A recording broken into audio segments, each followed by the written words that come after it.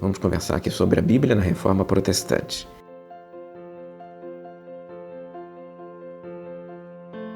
E pensando em Bíblia, na Reforma Protestante, a gente logo precisa criar aí a compreensão histórica dos fenômenos, né? Nós estamos já num período que transita da Idade Média para a modernidade. Esse período é um período cheio de eventos significativos para a história.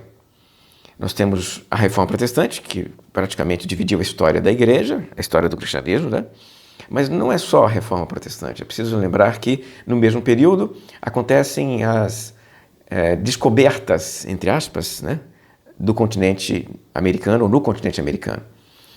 Nós temos aqui, nesse período histórico, aqui no século XVI, acontecendo aí as navegações para a América Central, para a América do Sul, para a América do Norte. Então, são fenômenos que mudam a visão das pessoas, a cosmovisão das pessoas. Os europeus não tinham conhecimento das Américas e agora têm. Então, isso muda a maneira de ver o mundo, inclusive. Os mapas estavam errados. Eles usavam mapas que agora não dão conta da realidade. Eles têm que fazer novos mapas. Imagine o que é isso. Imagine se de repente eles descobrissem aí um novo continente, né? Tinham que refazer os mapas. E aqueles mapas que nós aprendemos, agora não vale mais nada, tem que jogar fora. Isso é loucura para a cabeça desses caras. Esses caras estão vivendo uma era de tremendas novidades, né?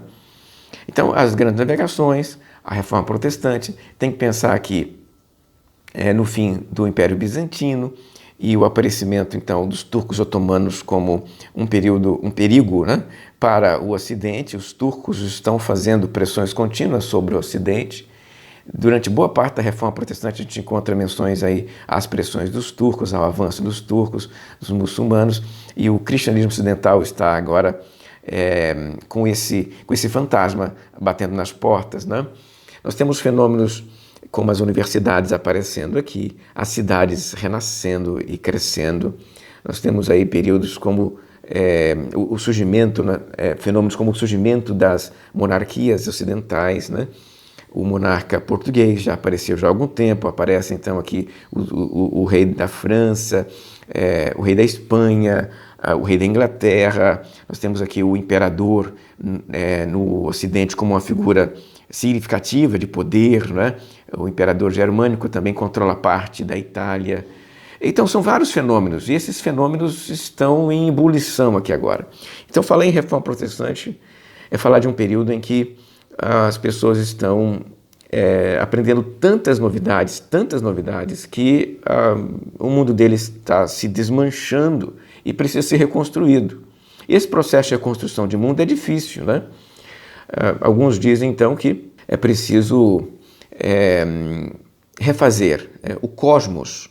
E nesse processo de refazer cosmos, a Bíblia também sofre interferência, a Bíblia interfere, a leitura da Bíblia agora sofre uma mudança, tá? Vamos pensar inicialmente sobre alguns elementos de continuidade e outros de descontinuidade na Reforma Protestante. E um dos primeiros aspectos que eu tenho que dizer para você é o seguinte: a leitura da Bíblia está paulatinamente deixando o espaço, né, da clausura, o espaço da igreja, entrando em espaços da universidade. A leitura privada ainda vai demorar bastante, pelo aspecto cultural, monetário. Os textos bíblicos eram muito caros. Eram tão caros que quando os senhores morriam, os dôminos, os senhores de terra morriam, eles colocavam a Bíblia em testamento, se eles tivessem Bíblia como propriedade. E às vezes doavam essas Bíblias para monastérios e igrejas que não podiam comprar, ou porque eram monastérios mais pobres e não tinham livros, né? Porque os textos são muito caros.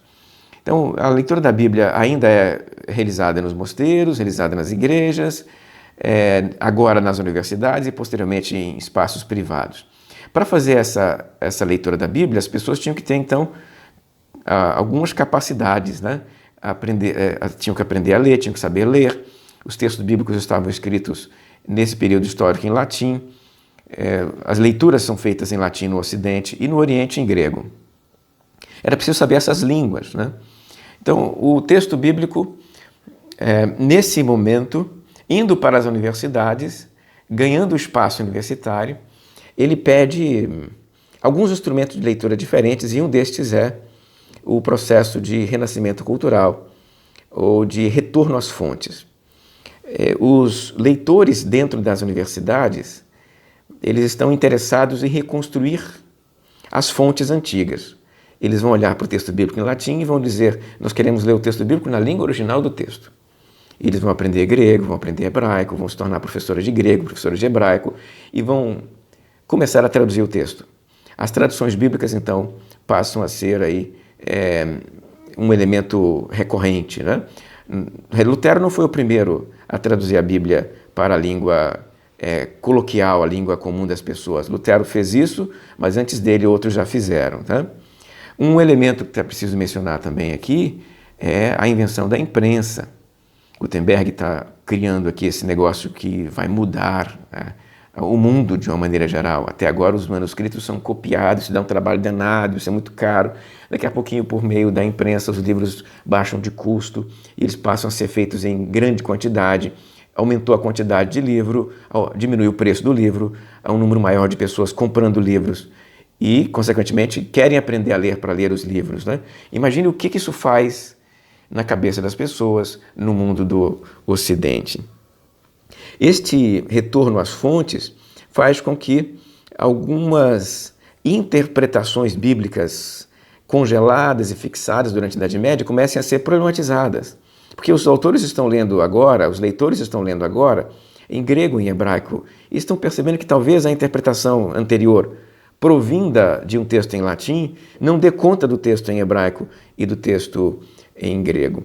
E eles valorizam também, porque estão em espaços universitários, a história, a letra do texto. A interpretação literal ganha espaço em detrimento daqueles outros sentidos, né? Alegoria, anagogia.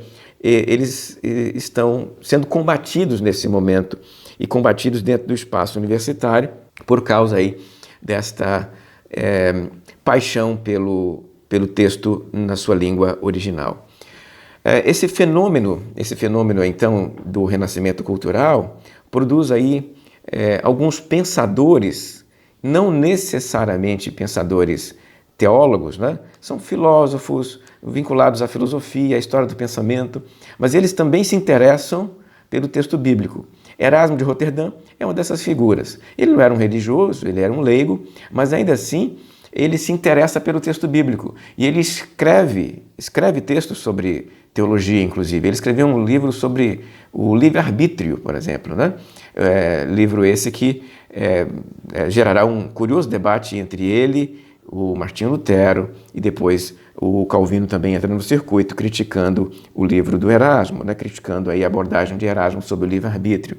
Mas isso é para dizer para você que agora a teologia não é mais uma questão de igreja, agora é uma questão de pensadores mais secularizados no sentido que não estão vinculados às instituições religiosas, né? Eles podem estar dentro do espaço universitário e isso dá a eles uma certa autonomia no pensar e no dizer. Certa, porque a igreja ainda é uma instituição muito poderosa, ela se torna, durante a Idade Média Central, uma instituição muito poderosa e ela procurará, né, segurar a interpretação, ela tentará prender a interpretação dentro de suas próprias alçadas. Não conseguirá, a gente perceberá isso pelo próprio movimento Reforma Protestante, mas pelo menos ela tentará fazer isso. Então, figuras que não são religiosas agora podem escrever sobre Bíblia, sobre interpretação bíblica, sobre teologia, coisa que o Erasmo fará e outros farão também, como por exemplo o Pascal. Mas eu preciso dizer para você então que esse fenômeno que é o renascimento cultural, que é o iluminismo, esse fenômeno de volta às fontes, retorno aos textos, provocará consequências profundas na interpretação dos textos bíblicos daqui para frente.